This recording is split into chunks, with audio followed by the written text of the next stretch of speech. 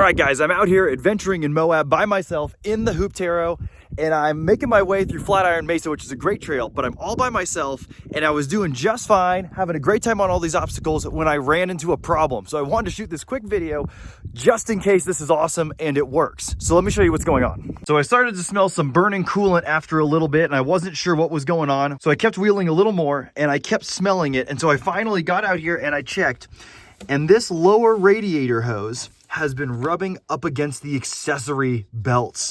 You can't see it right now, but I can feel it just on the other side where my fingers are right there. There is a gash, and it was spraying out coolant, and it's dripping right there onto my steering box. Now, this is obviously no good. You can't run a motor without coolant, and so I need to fix this. And I have some tools, but I'm a little less prepared than usual. I've got a bunch of things for like removing suspension parts. I've even got extra suspension parts. That's what I'm prepared to break out here. But coolant is kind of a different thing. So ironically, I do have another radiator hose, but it's the upper. I don't know why I have just an upper. I thought I had a lower as well, but I don't have it. So I need to improvise a little bit. Now I'm far enough into the trail that I can't just run back into town. I've got to fix this here, and it might ruin my day of wheeling if I can't. So I need to do a few things. I don't think there's any more coolant inside of the radiator. It seems like it's all drained out. I have an extra gallon of coolant. I've got a little bit of water, so I could potentially fill it up, but I still have to patch that hole.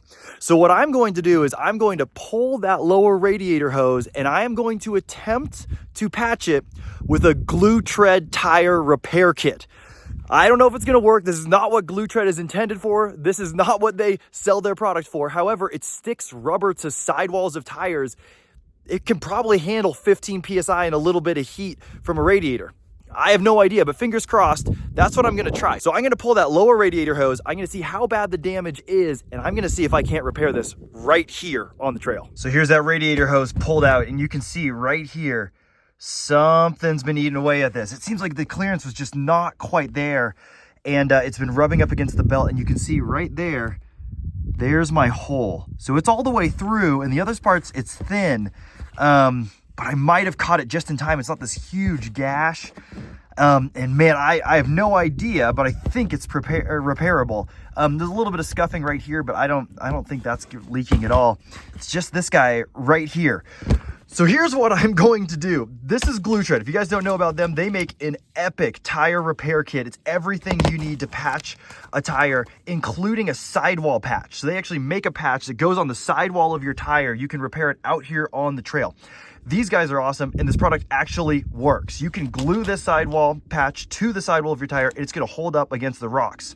So I figure if it's good enough for that, it might be good enough for this. Now, this is not the intended use case for this. That's not, GlueTread would never sign off on saying this is exactly what this is for, but I figure it's rubber. This is rubber. They make a special adhesive that's specifically designed for rubber. I've got the sandpaper to prep the rubber. I think I'm gonna give this a shot.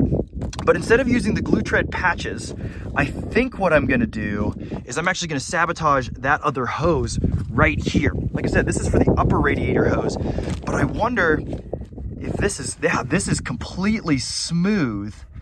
I wonder if I can cut this in half and kind of form it around here.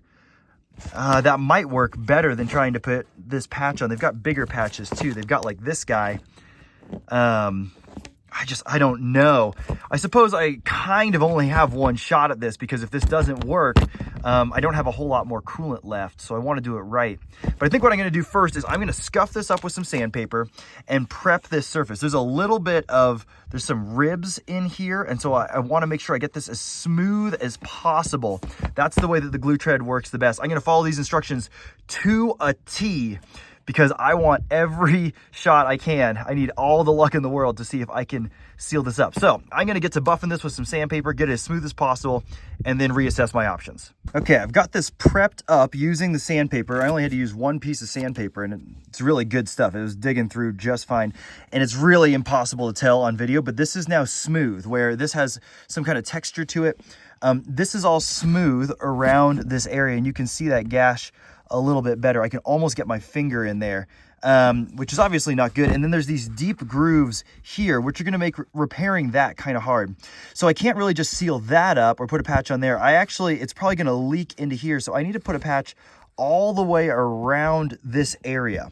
Now I know that GlueTread, when you're using the kit for tires, recommends about a 1/2 inch away from the affected area. And so that's what I've aimed for here, is about a 1/2 inch or even a little more in every direction around this area. And the idea is to seal up this entire thing so that even if coolant's leaking out of here, it can't escape from this. Now I have no idea if this is going to work. This is not the intended use case again.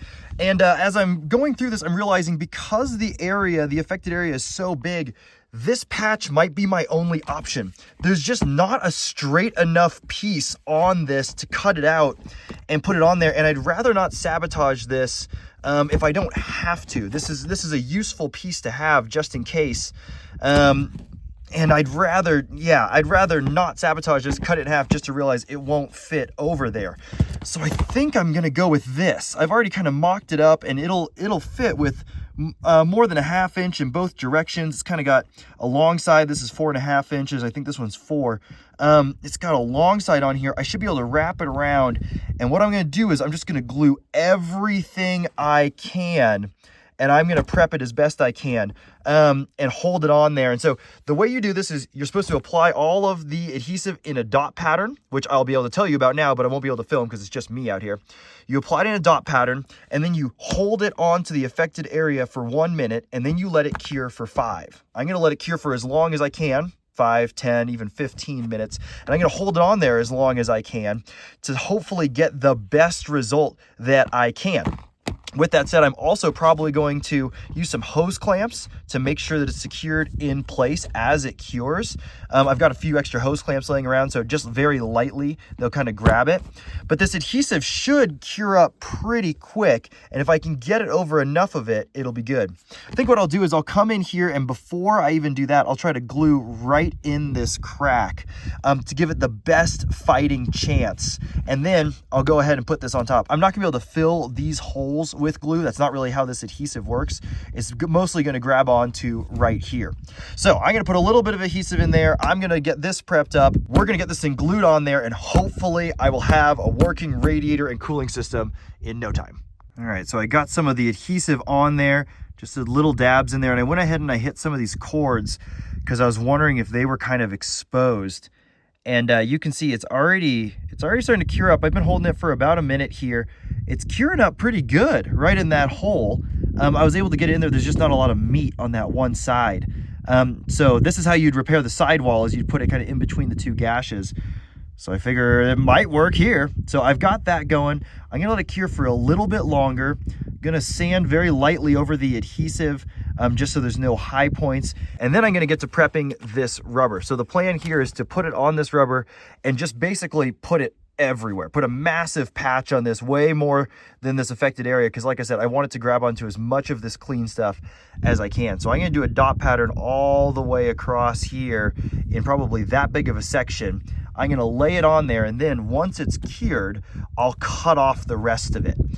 So I'm not gonna cut it down to size right here, I don't think. I think I'll use as much of it as I possibly can to get it glued on there, and then I'll come back and I'll trim it a little bit. Or I might just wrap it in tape because I'm gonna use almost all of this patch. What I'd hate to do is cut the patch just a little bit short, put it on there and realize, oh, I didn't quite have enough. So I'm gonna use as much of this as I can to get this on there. Like I said, I'm gonna hold it on there for probably 2 or 3 minutes if I can. That's 3 times the recommended amount. And then I'm gonna put it in hose clamps or maybe wrap it in tape so that it keeps holding on there while I wait even 15, 20 minutes for it to cure, because I want the best chance of success possible. And that's looking pretty much dried up. The cool thing about this adhesive is it does kind of flex and move with the rubber. So, all right, I'm gonna get to prepping this and we'll get it on there. All right, got our adhesive, got the hose all cleaned up. That's been setting. I think I'm gonna prep the pad rather than, well, I could do, yeah, I'm gonna use all but like a 1/2 inch of this pad. I think I'm gonna put the glue on the actual radiator hose, as long as I can kind of like mark out exactly where it's gonna go. Yeah, just take my nail and kind of scuff it a little bit here so I can see. Yeah, that works great. Exactly where I'm headed Yeah, that way I can get as much of the glue on the areas that I want as possible. And spread out enough. Yeah, it's gonna get that whole thing, so. All right, ain't nothing to it but to do it. Let's go.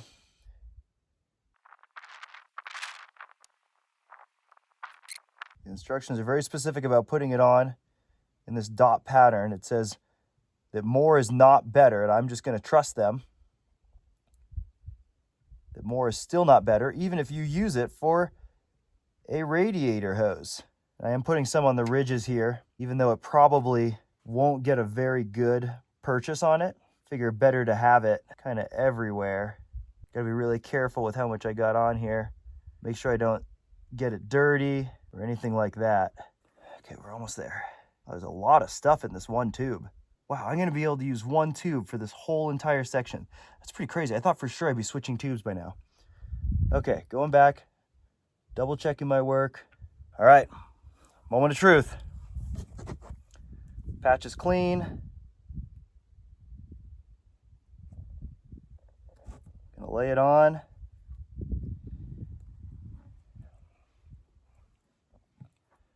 Try to get it as wrapped around there as I possibly can.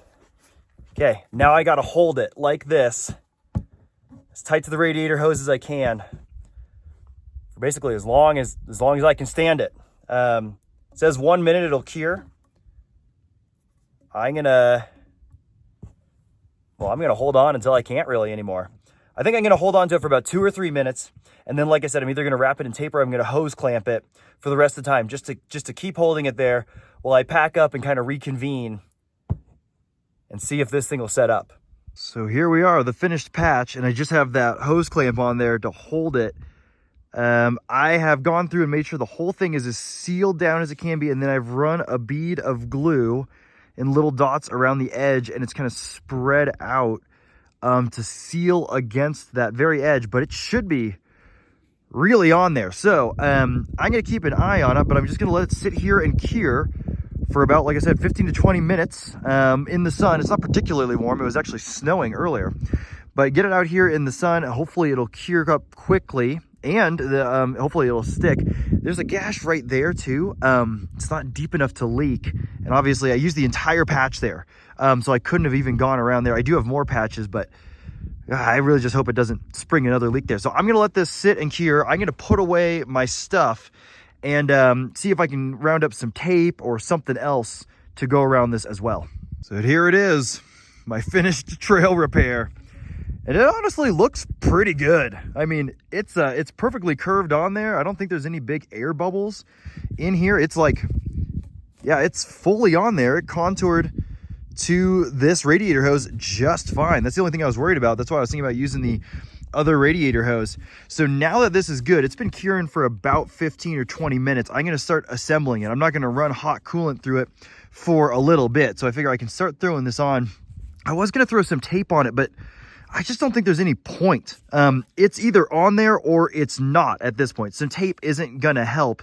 I mean, I figure if at the very last, like if this doesn't hold, I could throw some tape on there and it'll do a little bit of holding it back, but it's not gonna hold back boiling coolant. So this is pretty much it. So while I've been letting that cure, I've been enjoying this beautiful view and checking out my Onyx map, and it turns out I am almost exactly halfway through this trail.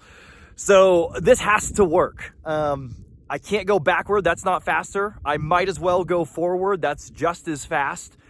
It always happens right in the middle of the trail. So at least I know that. I'm betting it all on this. I haven't seen another person in the hour I've broken down here.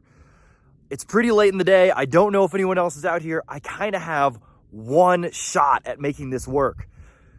So here goes nothing. All right, the lower radiator hose is installed, and it's definitely very close to all those accessories there.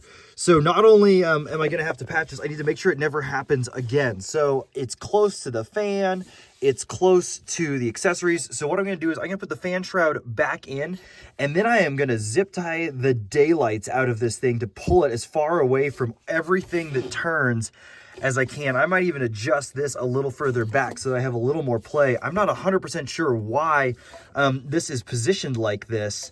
But that's what we're dealing with. So I'm gonna move that around so that I can get it as far away from the pulleys as I can so that I don't do this again. And then I'm gonna get everything installed, fill it with as much coolant as I can. Hopefully I have enough. And then we're gonna fire it up and see if I've got a chance of getting out of here. Upon further inspection, I realized the only accessory back here is that AC compressor, and it actually, the pulley lined up so that it's in the front. So I just pulled that off. So now that's no longer rotating, so it should be safe. And it's far enough away from the shroud. I think I like where it's at. And I don't want to pull it up against that because I don't really want it rubbing up against anything constantly. If it bumps into that compressor when it's not spinning, that should be just fine. But I don't really want to like zip tie it to that so it's rubbing constantly. That's just going to wear a hole. So I think what I'm going to do is, I have a feeling that as I'm going off these crazy obstacles, the chassis is twisting, the body is lifted quite a bit, and so they're moving independent, and that's when things are hitting each other. And so I'm just going to be really cognizant of going over obstacles, check this a bunch. If it ends up having an interference issue, I'll obviously adjust it. But for now, I'm going to attach everything else, fill it up with coolant. I'm going to use the sweet Mitsubishi coolant bleeder ports. I don't know why every car doesn't have this. So I can fill this up, open this up. As soon as coolant starts coming out of this, I know that it's bled. Seal that up, fire it up, and hopefully we're getting out of here. So I've only got this 1 gallon of coolant. I've been carrying it with me for I think 3 years. Hopefully it's enough. It is 50-50 mix, but I don't even have any extra water. I have a few LaCroix if I need to do that, but I'd rather not. So I'm gonna start pouring this in, and every little drop counts. And then when it starts coming out of that bleeder, that's when I know it's full. Even if it's a little low, should be enough to get me home. It's not particularly hot out here. I really don't know how much I lost, but I'm assuming just a radiator's worth. Oh, we're getting close. No way this just takes a gallon. That'd be amazing. Okay, open up the bleed screw. Bleed a little bit of air out. Needs a little bit more. Oh, we might have enough. There it is. It's coming out of the bleed screw, or the bleed hole. So I'm gonna thread that back in. I still got a little bit left. Oh my gosh, that's epic. All right, so I can put that in my overflow, but I'm tempted to keep it in the jug for now. It's dead cold. I think that's the move. Sweet, I'm gonna get this buttoned up, fire it up, see if it holds. Okay, engine's running. Now I'm not gonna really know if that's leaking until it gets up to temperature and gets pressurized. It's gonna be moving a little bit of fluid, but I have a feeling that's not the issue. It's gonna take me a few minutes of wheeling around for it to get up to temperature, up to pressure, and that's when we'll really see if it'll hold. Like I said, these guys make a tire repair kit that's supposed to hold quite a bit more PSI than 15 or 16 or whatever my cooling system is rated for. I'm gonna let it idle here for a little bit and just check to see if there's any obvious leaks. I think that would probably change my plans. If it's just dumping coolant, I gotta figure something else out. But if it's sealed, then I can start making my way out of here. Even if it seals it and it's just leaking a little bit, I might be able to limp it out of here. So I'm gonna let it idle for a little bit, check back in, and then there's nothing to do but to hit the trail and hope that it's sealed. I'll tell you what though, there are a lot worse places in the world to be broken down. Moab never disappoints.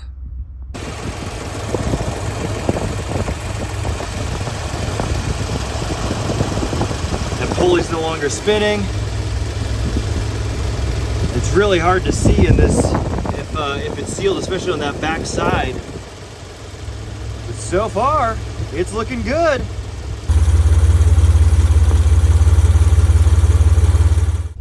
Okay, so I've been driving for a few minutes now. I just checked it, and it's dry as a bone. Only time will tell. I'm up to temperature, so I'm assuming that there's a little bit of pressure in the system. Only time will tell if it's actually fixed. So I'm gonna keep wheeling. There's no choice. I have to get out. I'm at least 2 miles from any kind of bypass or way to get out of this trail that's faster.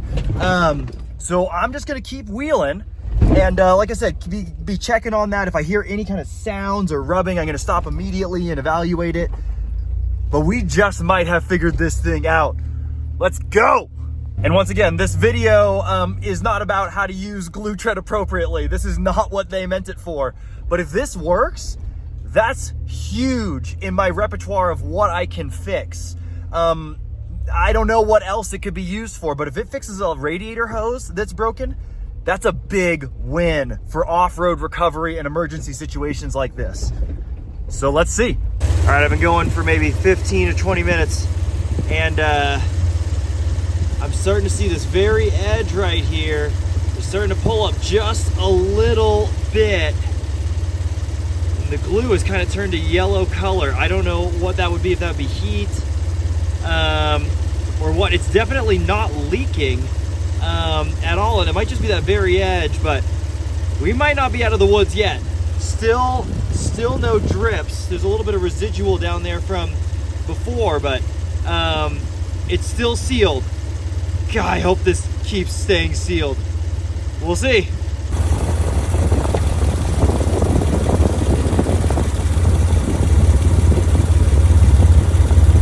Well, I think I've been driving for about an hour now. We're pretty close to the last quarter of the trail, and I don't have any issues. I don't have any signs of leaking. Like you saw earlier, it's starting to peel up on that edge, but I'm also wondering if I just didn't really get that bonded that well. I was so focused on the meat of it that edge was kind of lifting up, and I wonder if I got some dirt or something in there.